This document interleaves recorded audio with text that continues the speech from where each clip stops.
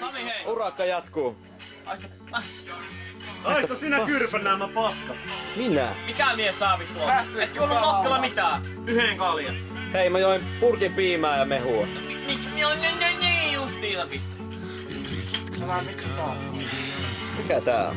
Hetkinen.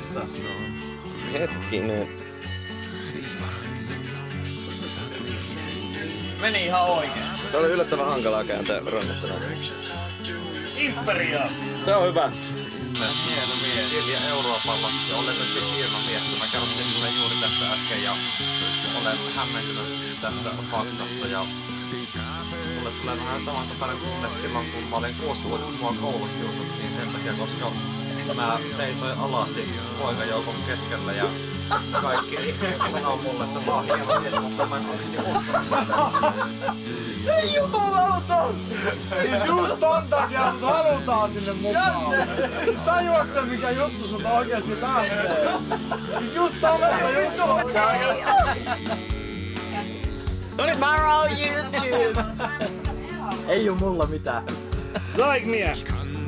Ei mitään. No näyttää nyt tissit. Näytään tissit. Niin näytele. Se on aika lähellä.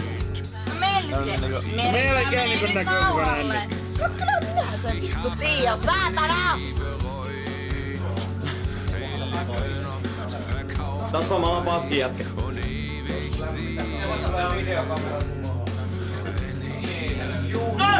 Olen telkkarissa! Äitille terveisiä! Siialais 2009 Pikoporukka. Me rullataan, me tullaan teille. Me tullaan teille, jos teillä on... Eikö tää ole Kuopion porukka? Mä oon Savonia ammattikorkea. Mikä se on hyvästä?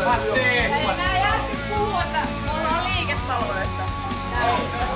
Me ollaan Kuopion ala-asteella! Liiketaloudesta. Ei kun hetkinen vapaa-palokuntahan se oli. Ei kun parti.